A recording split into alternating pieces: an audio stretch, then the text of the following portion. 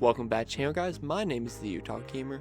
Now, in the past I've mentioned that I am a musician, and as part of a self-growth journey that I'm doing, I want to start posting more.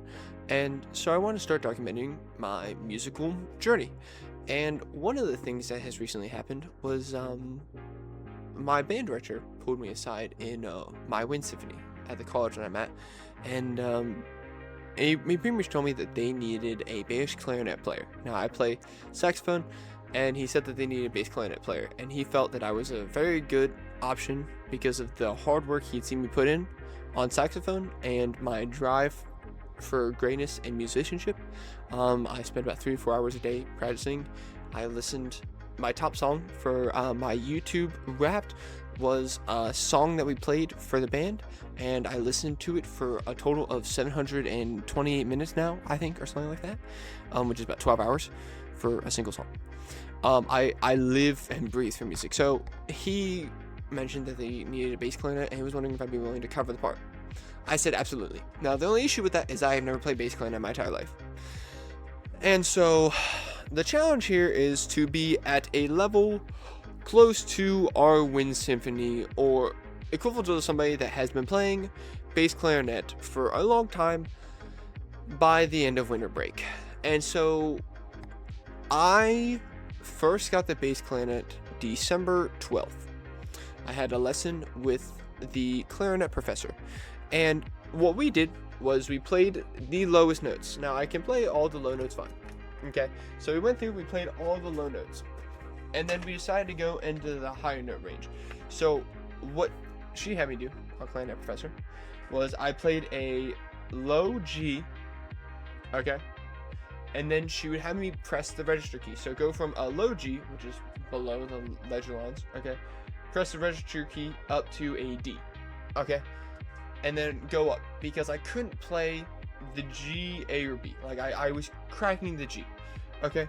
And so that was the exercise I did since December 12th. Is I sat there and I would register key, and I was cracking a G, and then I broke G around December 16th, and then I moved up. Okay, now I'm making this video because as of yesterday, I was able to hit the G. Alright, essential elements, my goat. I was able to hit the G over here. For those of you who don't know, that's the G I'm talking about. Alright, I'll show the video right here, real quick.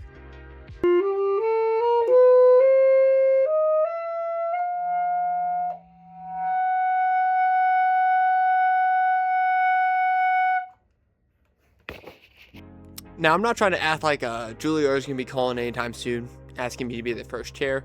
You know, I'm humble enough to admit I've got a long way to go. Okay, but the main goal was that to make sure I could play pretty much every note. You know, that D sharp right below that G is giving me an issue for reasons I can't figure out. Could be an instrument, could be me.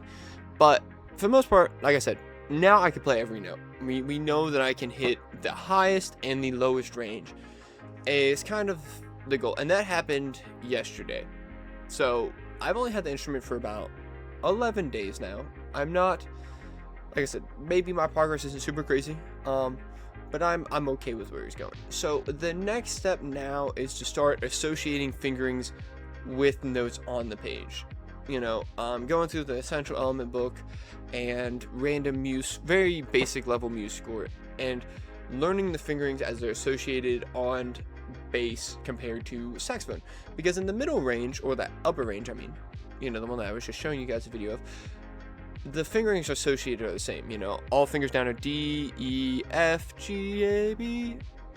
You know, so as a saxophonist, that's not super hard. But those lower notes, which is, I think, mainly the range I'm going to be in, despite what the professor saying that she thought was going to be the higher range, when I kind of remember from sitting beside a bass clarinet as we play in the lower range, I need to learn that to disassociate what I think is F is not the fingering for F on bass, and I need to start learning that and really picking that up. So the next week or so, until I make the next video, my goal is to maybe just play through very basic level songs and work on associating the fingerings. Really, I'm not going to be going for fast rhythms yet. I think the best thing to be doing is working on transitioning fingerings at a slower tempo, like crossing the break, the lower register up to the high register, associating notes with different fingerings, and maybe some of the weirder fingerings in that middle range. Like, first step for me, the way I'm seeing it right now is I see pretty much 3 phases before the next video, hopefully. First phase is the range below the staff, just getting used to that, into that's on the staff G. Okay, I want to get used to that range.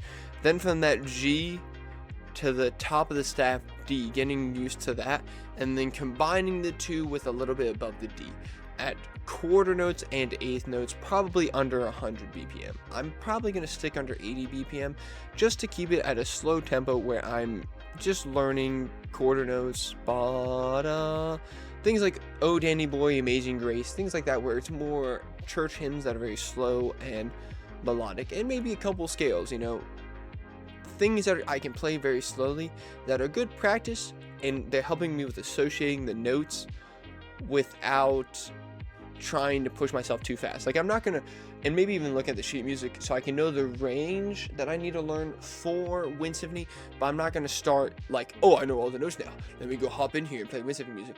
Because if I would do that, I think I would harm my growth more than if I were to just take it slow. Because I think if you try to rush the process too much, for some people, I don't know if I would do this, but if you rush the process too much and you try to go to like your end goal too early, you can be like, I'm never gonna be able to hit this end goal, I'm gonna give up.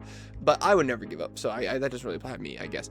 But I don't want to do that. I know the process, and I think the best next step is very slowly learning the notes, especially those middle notes where the fingers are kind of weird with the pinkies and stuff, and just getting that stuff down at a slower tempo, and just getting used to playing actual music with this bass clarinet. Because up until this point, pretty much all I've been doing was just hours and hours of range expansion, turning on Vinland Saga or One Punch Man and just sitting there watching an episode, ba da da da da, oh, squeaked, ba da da da da da, oh, I made it higher, let's keep going, until my mouth started to hurt. Okay, I think the next step now is just going through and playing songs. I've done a couple. I did Ode to Joy from this book and Oh Danny Boy intro, but we're just gonna keep going along with that, like very slow, easy things. And we'll check in probably next week. Like I said, there's more part. This